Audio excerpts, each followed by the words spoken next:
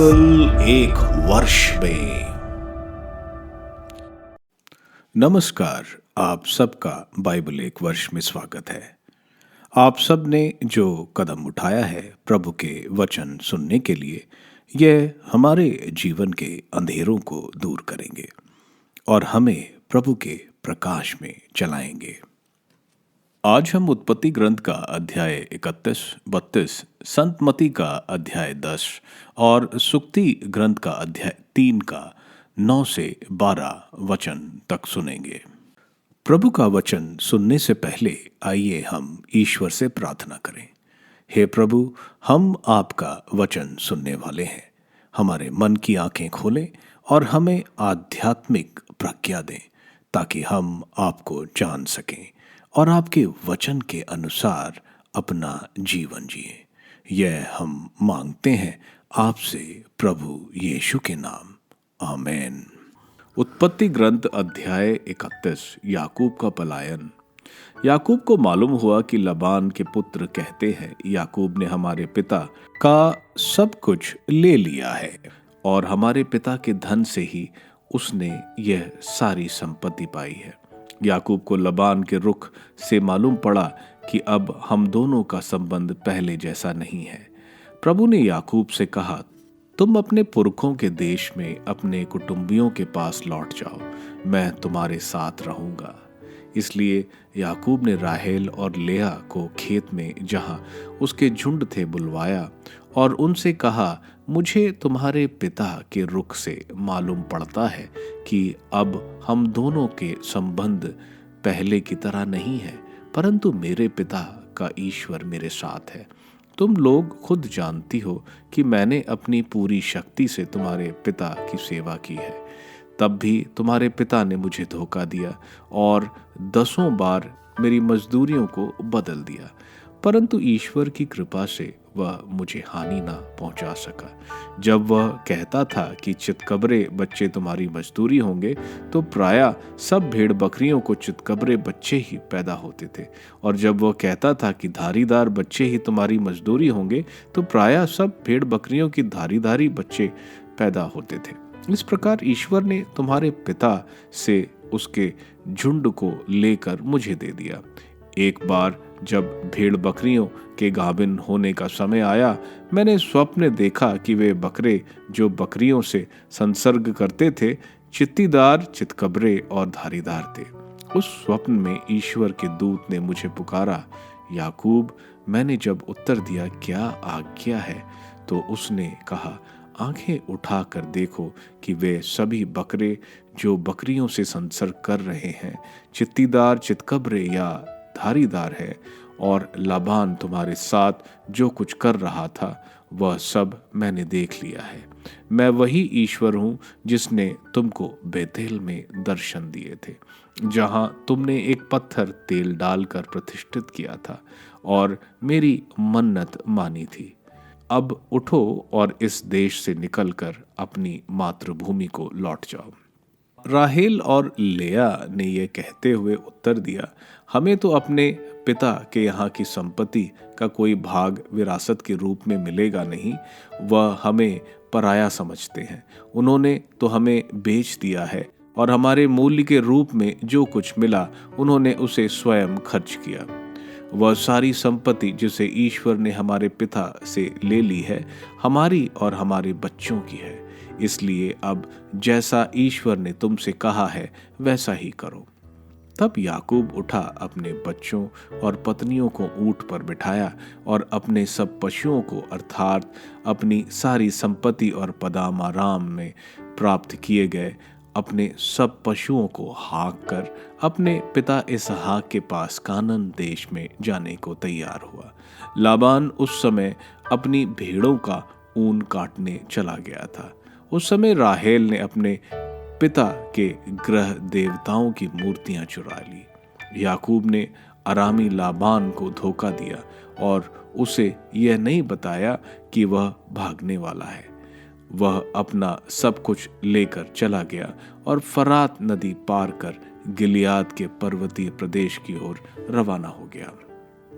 लबान द्वारा याकूब का पीछा। तीसरे दिन लाबान को खबर मिली कि याकूब भाग गया है। तब उसने अपने सगे संबंधियों के साथ 7 दिन तक उसका पीछा किया। जब वह गिलियाद के पर्वतीय प्रदेश तक उसका पीछा करता हुआ पहुंचा, तब रात को स्वप्न में ईश्वर ने अरामी लाबान को दर्शन दिए और चेतावनी दी, सावधान रहो, याकूब से अच्छा बुरा एक शब्द भी नहीं कहना। लाबान याकूब के पास पहुंचा। याकूब ने पहाड़ी प्रदेश में तंबू डाला था। लाबान ने भी अपने कुटुंबियों के साथ गिलियाद पर्वत पर अपना तंबू डाला। लाबान ने याकूब से कहा, तुमने यह क्या किया है? तुमने मुझे धोखा दिया और मेरी पुत्रियों को युद्ध बंदियों की तरह ले भागे। तुम चोरी छिपे क्यों भाग गए? तुमने मुझे क्यों धोखा दिया? तुमने मुझे क्यों नहीं बताया? मैं तुम्हें प्रसन्नतापूर्ण गीत गाते, डफ सितार बजाते विदा करता। तुमने मुझे अपनी नातियों और बेटियों को चूम कर अंतिम विदा क्यों नहीं देने दिया? तुमने यह मूर्खतापूर्ण काम किया है। मुझ में सामर्थ्य है कि मैं तुम्हें हानि पहुंचा सकता, किंतु तुम्हारे पिता के ईश्वर ने पिछली रात मुझसे कहा है कि सावधान रहो, याकूब से अच्छा बुरा एक शब्द भी नहीं कहना। संभव है तुम अपने पिता के घर पहुंचने के प्रबल इच्छा के कारण भाग गए हो, लेकिन तुम मेरी देवताओं को क्यों चुरा लाए? याकूब ने लाबान को उत्तर दिया, मुझे इस बात का डर था कि कहीं आप मुझसे अपनी पुत्रियों को ना छीन ले, लेकिन जिस किसी के पास आप अपनी देवताओं को पाएंगे वह जीवित नहीं छोड़ा जाएगा। हम दोनों के कुटुंबियों के सामने ही आप अपनी जो भी चीज मेरे पास पाते हैं उसे ले लीजिए। याकूब ये नहीं जानता था कि राहेल उन्हें चुरा लाई है। इस पर लाबान याकूब के तंबू के अंदर गया, फिर लेहा के तंबू में और फिर दोनों दासियों के तंबू में गया, परंतु उसे वे कहीं नहीं मिले। इसके बाद वह लेहा के तंबू से निकलकर राहेल के तंबू के अंदर घुसा। राहेल ने ग्रह देवताओं को चुराकर उन्हें ऊंट की काठी में छिपा रखा था और उन पर बैठी थी। लाबान ने पूरे तंबू में खोजबीन की, परंतु उसे कुछ नहीं मिला। वह अपने पिता से बोली, पिताजी, मैं आपके सामने भी इस समय उठ नहीं सकती, इसलिए नाराज मत होइए, क्योंकि मैं अभी रजस्वला हूँ। वह ढूंढता रहा, किंतु ग्रह देवताओं का पता नहीं चला। तब याकूब क्रुद्ध हुआ और उसने लाबान को फटकारा। याकूब ने लाबान से कहा, मेरा क्या अपराध है? मेरा क्या दोष है जो आपने क्रुद्ध होकर मेरा पीछा किया? आपने मेरा सारा सामान ढूंढ डाला। आपको कौन सी चीज मिली जो आपके घर की है? उसे मेरे और अपने कुटुंबियों के सामने रख दीजिए, जिससे वे हम दोनों के विषय में निर्णय दें। पिछले 20 वर्षों में मैं आपके साथ रहा, आपकी भेड़ें और बकरियों का गर्भपात तक नहीं हुआ। मैंने तो आपके झुंड की भेड़ें के मांस तक को कभी नहीं चखा। जब कभी जंगली जानवरों द्वारा भी कोई बकरी या भेड़ मारी गई तो मैं उसे भी कभी आपके पास नहीं लाया। मैंने ही उसे घाटे का भुगतान किया। जब कभी कोई पशु दिन में या रात में उठा लिया जाता तो आप उसकी पूर्ति मुझसे करवाते थे। मेरी हालत यह थी कि दिन भर तो मुझे गर्मी से झुलसना पड़ता और रात भर ठंड से ठिठुरना पड़ता। मेरी आंखों की नींद भी हराम थी। पिछले 20 वर्षों तक मैं आपके यहाँ रहा। मैंने आपकी दोनों पुत्रियों के लिए 14 वर्ष तक, आपके पशुओं के लिए 6 वर्ष तक आपकी सेवा की। आप मेरी मजदूरी में भी 10 बार उलटफेर करते रहे। यदि मेरे पिता का ईश्वर अर्थात इब्राहिम का ईश्वर, वह जिस पर इसहाक को भी श्रद्धा थी, मेरे साथ नहीं देता रहता तो अवश्य आपने मुझे खाली हाथों भगा दिया होता। लेकिन ईश्वर ने मेरे कष्टों और मेरे शारीरिक परिश्रम को देखकर पिछली रात आपको डांटा। याकूब और लाबान की संधि। इसके उत्तर में लाबान ने याकूब से कहा, ये पुत्रियां तो मेरी ही पुत्रियां हैं, ये बाल बच्चे भी मेरे ही बाल बच्चे हैं, भेड़ बकरियां भी मेरी हैं, वह सब जो यहाँ दिखाई देता मेरा ही है। किंतु आज मैं अपनी पुत्रियों और उनके बच्चों के लिए कर ही क्या सकता हूँ? इसलिए आओ हम दोनों में और तुम में एक संधि कर लें, वह हमारे बीच के संबंध का साक्षी है।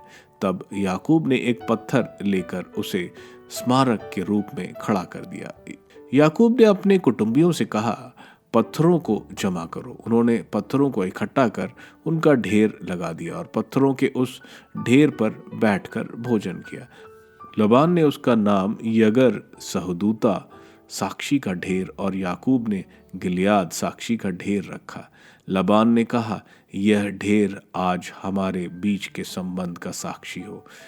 उसने उसका नाम गलियद और मिस्पा निगरानी का स्थान रखा, क्योंकि उसने कहा, जिस समय हम एक दूसरे से अलग रहेंगे उस समय प्रभु हम पर निगरानी रखे। यदि तुम मेरी पुत्रियों से बुरा व्यवहार करोगे या मेरी पुत्रियों के अतिरिक्त दूसरी स्त्रियां रखोगे तो याद रखो कि चाहे कोई दूसरा व्यक्ति हमारे साथ हो या न, ईश्वर तुम्हारे और मेरे बीच साक्षी होगा। लबान ने याकूब से यह भी कहा, पत्थरों के इस ढेर में और इस स्तंभ को देखो जिसे मैंने अपने और तुम्हारे बीच खड़ा कर दिया है।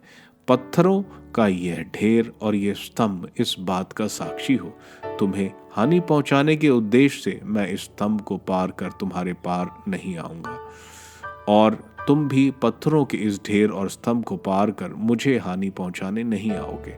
इब्राहिम का ईश्वर और नाहोर का ईश्वर अर्थात उनके पूर्वजों का ईश्वर मेरे और तुम्हारे बीच इस बात का साक्षी होगा। इस पर याकूब ने उस ईश्वर की शपथ खाई जिस पर उसके पिता इसहाक की श्रद्धा थी। इसके बाद याकूब ने पहाड़ पर एक बलि चढ़ाई और भोज के निमित्त अपने कुटुंबियों को आमंत्रित किया। उन्होंने भोजन किया और उसी पहाड़ पर रात बिताई। उत्पत्ति ग्रंथ अध्याय 32। बड़े सवेरे लाबान ने अपने नातियों और पुत्रियों का चुंबन लिया और उन्हें आशीर्वाद दिया। इसके बाद लाबान लौटकर अपने यहाँ वापस चला गया। याकूब भी अपने रास्ते चल पड़ा। तब ईश्वर के दूत उससे मिले। उन्हें देखते ही याकूब ने कहा, यह ईश्वर का शिविर है। इसलिए उस स्थान का नाम उसने महनीम रखा। एसाव से याकूब के मिलने की तैयारी। याकूब ने अपने आगे अपने भाई एसाव के पास एदोम के मैदान में सेयर के प्रदेश में दूत भेज दिए। उसने उन्हें यह आज्ञा दी, तुम मेरे स्वामी एसाव से कहना, आपके दास याकूब ने यह कहलाया है, मैं लाबान के साथ था और अब तक उसके यहाँ ठहरा। मेरे पास बैल, गाय, गधे, भेड़ बकरियां और दास दासियां हैं। अब मैं आपके स्वामी के पास यह संदेश इसलिए पहुंचा रहा हूं कि मैं आपकी कृपा दृष्टि प्राप्त कर सकूं। वे दूत याकूब के पास लौटे और उन्होंने उससे यह कहा, हम आपके भाई एसाव से मिले, वह आपसे मिलने 400 आदमियों को लेकर आ रहे हैं। याकूब को बहुत डर और दुख हुआ। उसने अपने आदमियों और भेड़ बकरियों और बैलों, गायों, ऊंटों सबको 2 दलों में विभाजित कर दिया। उसने सोचा कि यदि एसाव एक दल पर आक्रमण कर उसका नाश कर देगा तो दूसरा दल बचकर भाग निकलेगा।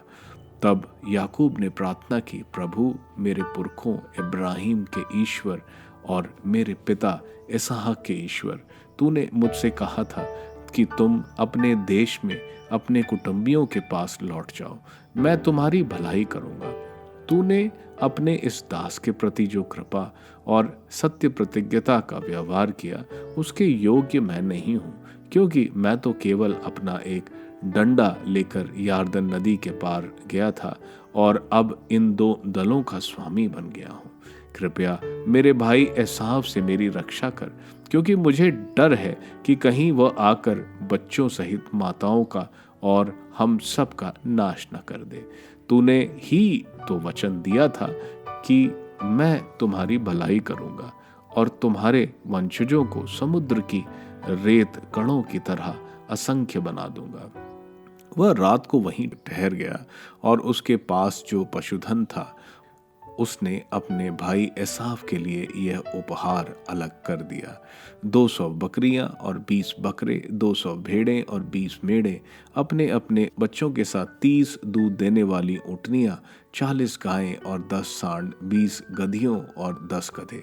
उन पशुओं के कई झुंड बनाकर उसने उन्हें अपने नौकरों को सौंप दिया और उनसे कहा, मुझसे पहले चले जाओ और एक एक झुंड के बीच पर्याप्त दूरी रखो।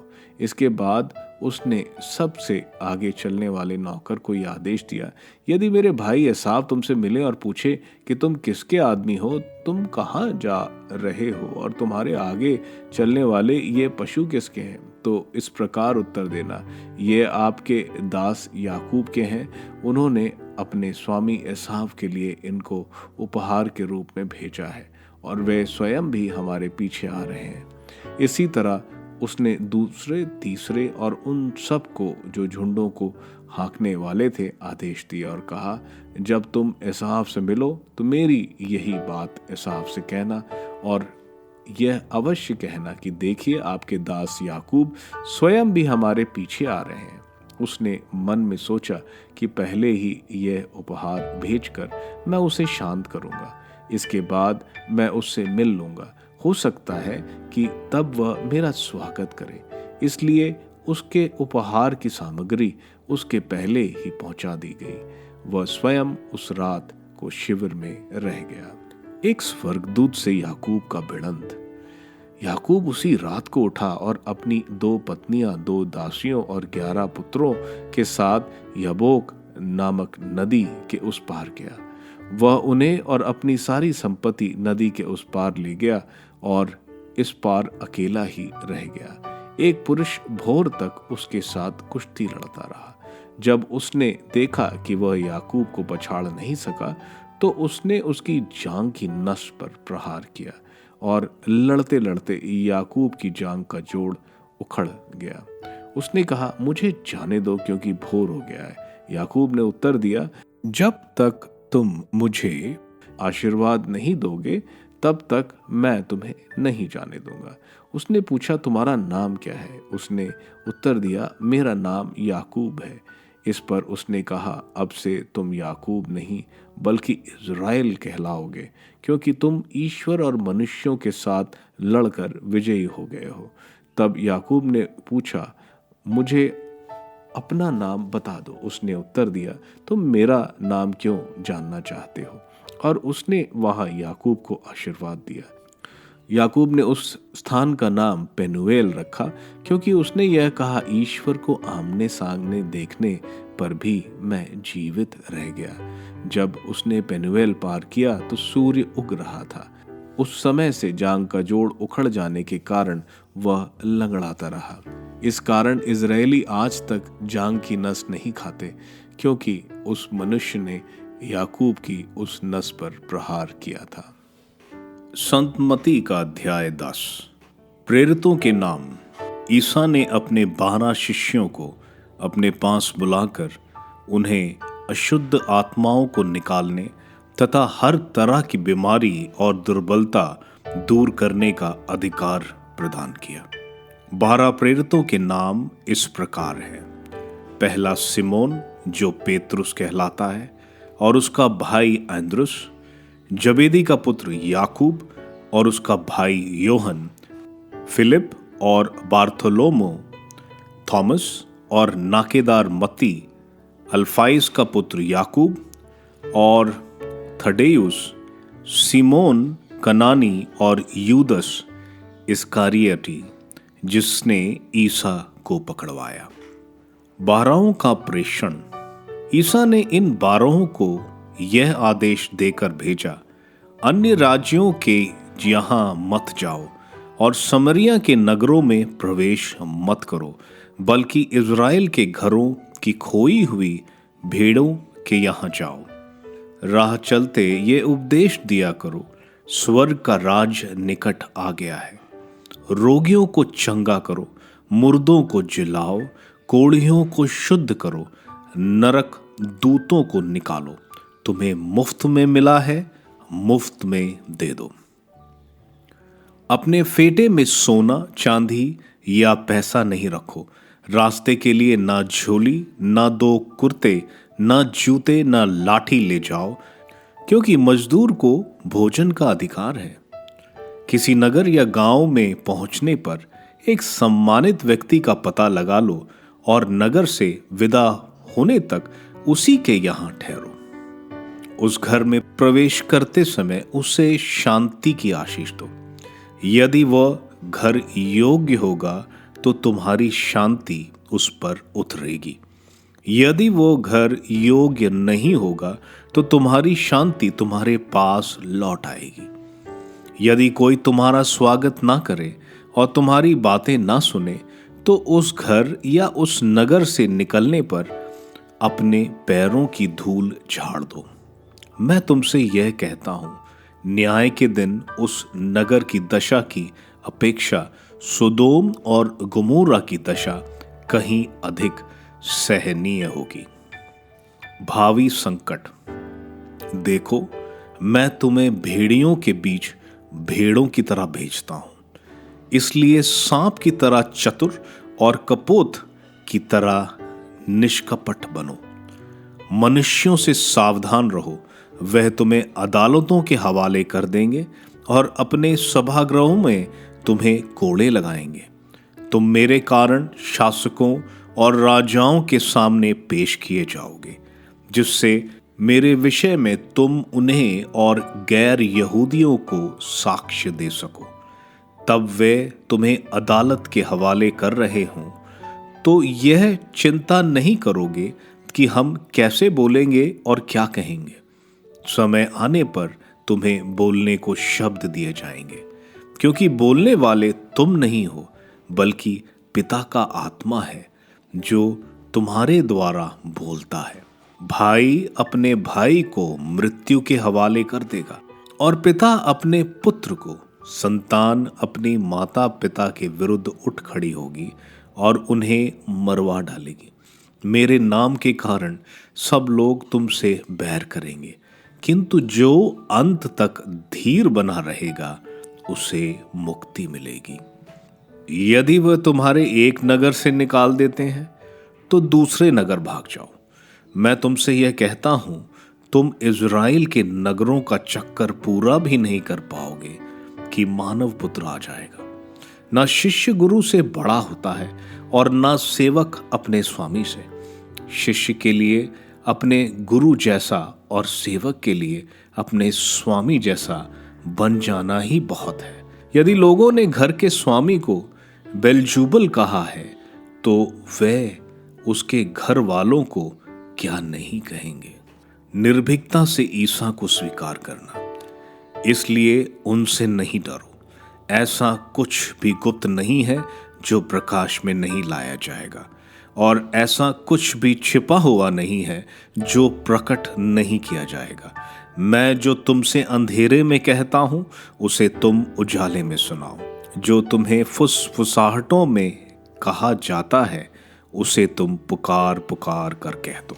उनसे नहीं डरो जो शरीर को मार डालते हैं किंतु आत्मा को नहीं मार सकते, बल्कि उससे डरो जो शरीर और आत्मा दोनों को नरक में सर्वनाश कर सकता है। क्या एक पैसे में 2 गुरोरियां नहीं बिकती? फिर भी तुम्हारे पिता के अनजाने में उनमें से एक भी धरती पर नहीं गिरती। हाँ, तुम्हारे सिर का बाल बाल गिना हुआ है, इसलिए नहीं डरो। तुम बहुतेरी गरोरियों से बढ़कर हो। जो मुझे मनुष्य के सामने स्वीकार करेगा उसे मैं भी अपने स्वर्गिक पिता के सामने स्वीकार करूंगा, और जो मुझे मनुष्य के सामने अस्वीकार करेगा उसे मैं भी अपने स्वर्गिक पिता के सामने अस्वीकार करूंगा। फूट का कारण। यह ना समझो कि मैं पृथ्वी पर शांति लेकर आया हूं। मैं शांति नहीं बल्कि तलवार लेकर आया हूं। मैं पुत्र और पिता में, पुत्री और माता में, बहू और सास में फूट डालने आया हूं। मनुष्यों के घर वाले ही उसके शत्रु बन जाएंगे। आत्मत्याग। जो अपने पिता या अपनी माता को मुझसे अधिक प्यार करता है वह मेरे योग्य नहीं। जो अपने पुत्र या अपनी पुत्री को मुझसे अधिक प्यार करता है वह मेरे योग्य नहीं। जो अपना क्रूस उठाकर मेरा अनुसरण नहीं करता वह मेरे योग्य नहीं। जिसने अपना जीवन सुरक्षित रखा है वह उसे खो देगा, और जिसने मेरे कारण अपना जीवन खो दिया है वह उसे सुरक्षित रख सकेगा। पुरस्कार। जो तुम्हारा स्वागत करता है वह मेरा स्वागत करता है, और जो मेरा स्वागत करता है वह उसका स्वागत करता है जिसने मुझे भेजा है। जो नबी का इसलिए स्वागत करता है कि वह नबी है वह नबी का पुरस्कार पाएगा, और जो धर्मी का इसलिए स्वागत करता है कि वह धर्मी है वह धर्मी का पुरस्कार पाएगा। जो इन छोटों में से किसी को एक प्याला ठंडा पानी भी इसलिए पिलाएगा कि वह मेरा शिष्य है, तो मैं तुम्हें विश्वास दिलाता हूं कि वह अपने पुरस्कार से वंचित नहीं रहेगा।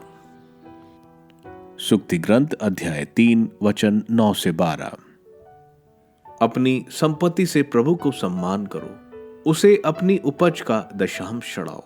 इससे तुम्हारे बखार अनाज से भरे रहेंगे और तुम्हारे कोलू से अंगूरी छलकेगी। पुत्र, प्रभु के अनुशासन की अपेक्षा मत करो और उसकी फटकार का बुरा मत मानो, क्योंकि जिस प्रकार पिता अपने प्रिय पुत्र को दंड देता है उसी प्रकार प्रभु जिसे प्यार करता है उसे दंड देता है। उत्पत्ति ग्रंथ के अध्याय 31 और 32 में आज हम देखते हैं याकूब देखता है लेबान और उसका परिवार उसके विरुद्ध है, क्योंकि उनको ईर्ष्या थी कि याकूब ने उनका सब कुछ ले लिया और खुद अमीर हो गया। प्रभु याकूब को दर्शन देते हैं और बोलते हैं कि तुम अपने पिता के घर जाओ। याकूब अपनी पत्नियों को यह बात बताता है और यह भी बताता है कि कैसे ईश्वर ने उसकी भेड़ें इतनी बढ़ाई। याकूब परम आराम, जो कि आज का इराक है, वहां से अपने देश को अपनी सारी संपत्ति लेकर निकलता है। राहेल जाने से पहले अपने पिता के घर से मूर्ति चोरी करती है।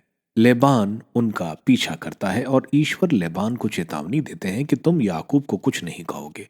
इस तरह लेबान और याकूब के बीच संधि होती है। अब याकूब आगे अपने रास्ते चला तो उसे दूत मिले, तो उसने उस जगह का नाम महनियम रखा, यानी प्रभु का शिविर। याकूब को एसाव का डर था, क्योंकि वह उससे भागा था, अब उसके पास जा रहा है। एसाव ने कसम खाई थी कि वह याकूब को मार देगा। याकूब दूत भेजता है एसाव के पास, जो उसको बताते हैं कि एसाव 400 लोगों के साथ उससे मिलने आ रहा है। इससे वह और डर जाता है। एसाव उस वक्त साईर प्रदेश, जो कि एडोम राज्य में है, जो कि आज का यार्दन है। याकूब अपनी सारी भेड़ बकरियों 2 हिस्सों में बांटता है और उसके आगे वो छोटे छोटे उपहार की टोलियां बनाता है एसाव के लिए, जो कि 580 भेड़ बकरियां थीं। याकूब अकेला इस पार रह जाता है। हम देखते हैं वो एक मनुष्य नहीं, ईश्वर के साथ कुश्ती लड़ रहा है। कुश्ती नहीं, वह उनसे विनती कर रहा है, क्योंकि आगे हम देखते हैं याकूब बोलता है, जब तक आप मुझे आशीर्वाद नहीं देंगे तब तक मैं आपको नहीं छोड़ूंगा। इससे पहले उसकी जांग का जोड़ उखाड़ दिया गया था, यानी अब तक याकूब अपनी धूर्तता करता और वहां से भाग जाता था। अब वह भाग नहीं सकता और उसका रूपांतरण हो जाता है और उसको आशीर्वाद मिलता है कि उसका नाम याकूब नहीं इज़राइल है। याकूब ने उस जगह का नाम पेनिएल रखा, क्योंकि उसने कहा, मैंने ईश्वर को आमने सामने देखा लेकिन जीवित रहा। संत मती के अध्याय 10 में हम देखते हैं कि जैसा उन्होंने अध्याय 9 में बोला कि कम मजदूर हैं, यहां वे 12 प्रेरितों को चुनते हैं। ये 12 जिस तरह इज़राइल के 12 कुलपति थे, उसी तरह नए इज़राइल के लिए ये 12 कुलपति हैं। अगर हम इन 12 प्रेरितों को देखें, ये अलग अलग मनोभाव के थे। सिमोन कनानी एक तरह से आतंकवादी टोली का था, जिनका मुख्य काम जो भी यहूदी धर्म के खिलाफ कुछ करे उसका वध करना। मती को देखें, वो नाकेदार था जो चुंगी इकट्ठा करता और लोगों का शोषण करता। सिमोन, अंद्रुस, याकूब और योहन सब मछुआरे, इन सब को एक करना, एक लक्ष्य के लिए उनको भेजना आज की कलीसिया का प्रतीक है। अलग अलग विचार, अलग संस्कृति, लेकिन सब प्रभु के शरीर का अंग। प्रभु प्रेरितों को बोलते हैं कि अन्य जातियों और समारियों के पास मत जाना। यह इसलिए क्योंकि प्रभु अपनी सत्यता दिखाना चाहते हैं इज़राइल के लिए, क्योंकि इज़राइल ही एक देश था जिसको ईश्वर ने पुकारा था और उनके बीच एक करार था। इसलिए वह सुसमाचार सबसे पहले सुनाए जाते हैं। और यही चीज हम आगे भी देखते हैं पौलुस के प्रचार में। ये 12 प्रेरित इज़राइल के खोए हुए भेड़ों को वापस बुलाने का काम करेंगे और उनको स्वर्गराज का संदेश दो। प्रभु उनको अधिकार देते हैं स्वर्गराज की ताकत का उपयोग करने के लिए, रोगियों को चंगा करने के लिए, अबदूदों को भगाने और मृतकों को जिंदा करने के लिए। अपने लिए कुछ नहीं लो। प्रभु बोल रहे हैं कि तुम ईश्वर पर आश्रित रहो, वह सब प्रदान करेंगे। इसके साथ प्रभु बोले, तुम जिस गांव में जाते हो वहां के प्रतिष्ठित व्यक्ति के घर में रुको, उसे शांति से संबोधित करो। यह शांति ईश्वर के राज्य के आगमन का संबोधन है। अगर वो तुम्हें नहीं स्वीकारते तो अपने पैर की मिट्टी झाड़ दो, जैसे यहूदी दूसरे अशुद्ध जातियों के इलाके से वापस आने पर करते हैं। जो घर और शहर तुमको नहीं स्वीकारेंगे उनके ऊपर न्याय किया जाएगा, जैसे सोडोम और गोमोरा के साथ किया गया था। इसके साथ प्रभु उनको कह रहे हैं कि तुम भेड़ की तरह भेड़ियों के बीच जाओ, लेकिन चतुराई से काम लेना। लेकिन जो भी करते हो तुम्हारे मंसूबे नेक होने चाहिए। प्रभु उनको बताते हैं, तुम्हारे ऊपर हर तरह से आक्रमण होगा, लेकिन तुम घबराना नहीं। तुम्हें क्या बोलना है वह तुम्हें पवित्र आत्मा बताएंगे। इसके साथ तुम्हारे अपने परिवार के लोग मेरी वजह से तुम्हारा विरोध करेंगे। अगर विरोध करते हैं तो दूसरे शहर चले जाओ। जब तक सुसमाचार सुनाना पूरे इज़राइल में खत्म करोगे, तब तक मैं मानव पुत्र संसार का न्याय करने आ जाऊंगा। मानव पुत्र दानियल के ग्रंथ के अध्याय 7 में विस्तृत किया गया है, जो मृतकों और जीवितों का न्याय करेंगे, जिसका राज्य अनंत काल तक होगा। आगे प्रभु बोल रहे हैं, शिष्य को गुरु की तरह बनना चाहिए। अगर गुरु तिरस्कार का सामना करता है तो शिष्य को भी करना चाहिए। अगर लोग प्रभु को बेल्जुबुल यानी शैतान का राजकुमार बुलाते हैं तो वह तुम्हें क्या बुलाएंगे। प्रभु आगे प्रेरितों को बता रहे हैं, निर्भीकता से सुसमाचार का प्रचार करो, क्योंकि कईयों की मुक्ति उस पर निर्भर है। तुम लोगों से नहीं डरो कि वह तुम्हें मार डालेंगे। वे तुम्हारे शरीर को मार सकते हैं, तुम्हारी आत्मा को नहीं। तुम ईश्वर से डरो जो शरीर और आत्मा दोनों मार सकते हैं। जो उत्पीड़न के समय मुझे स्वीकारेगा, मैं भी पिता परमेश्वर के सामने उसको स्वीकारूंगा। प्रभु यहाँ अपने चेलों को बता रहे हैं कि तुम्हारा रास्ता विपत्तियों वाला होगा। प्रभु आगे बोल रहे हैं कि मैं यहाँ शांति नहीं तलवार लेके आया। तलवार प्रभु का वचन है। यह वचन कुछ स्वीकारेंगे, कुछ नहीं। इसलिए इन दोनों दलों में लड़ाई होगी, जो प्रभु के साथ है और जो नहीं। प्रभु आगे बोलते हैं, वो शिष्य जो अपने परिवार को मुझसे पहले मानता है वो मेरे योग्य नहीं। और जो अपना क्रूस रोज नहीं उठाता, क्रूस कोई रोज की जिम्मेवारी ही नहीं, बल्कि प्रभु के लिए कठिनाई का सहन करना। प्रभु बोल रहे हैं कि जो मेरे लिए अपना सब कुछ त्याग देगा वो अपनी जिंदगी पालेगा। जो अपनी इच्छाओं के अनुसार जिएगा वो खो देगा। आगे प्रभु बोल रहे हैं, जो तुम्हें स्वीकारेगा वो मुझे स्वीकारेगा, और पिता परमेश्वर को जिन्होंने मुझे भेजा है। आगे प्रभु बहुत जोर देकर बोल रहे हैं कि जो तुम छोटे से छोटे लोगों के लिए करते हो उसका पुरस्कार तुम्हें अवश्य मिलेगा। आज के सुक्ति ग्रंथ के अध्याय 3 वचन 9 से 12 में हम देखते हैं, हमें बताया जा रहा है कि अपने धन से प्रभु का आदर करो। जो कुछ प्रभु देते हैं उसका दशांश प्रभु को दो खुशी से। प्रभु आपकी संपत्ति बढ़ाएंगे। यह हम देखते हैं मलाकी के ग्रंथ अध्याय 3 वचन 10 में। प्रभु कह रहे हैं, तुम दशांश लाओ और फिर तुम मुझे परख कर देखो, मैं तुम्हारे भंडार भर दूं। आगे बोला जा रहा है कि अगर तुम्हें प्रभु अनुशासित कर रहे हैं तो उसको स्वीकार करो, क्योंकि वह उसी को अनुशासित करते हैं जिनको वे प्यार करते हैं। यह एक पिता और पुत्र का रिश्ता है। तो पिता का अनुशासन स्वीकार करो। आप सबको धन्यवाद ईश्वर के वचन सुनने के लिए। मैं आपसे विनती करता हूं कि आप बाइबल एक वर्ष में को दूसरों के साथ शेयर करें, क्योंकि प्रभु का वचन स्वयं प्रभु यीशु है। प्रभु को दूसरों को देने वालों को प्रभु की आशीष जरूर मिलेगी। मैं आप सबका बड़ी बेसब्री से कल इंतजार करूंगा। धन्यवाद।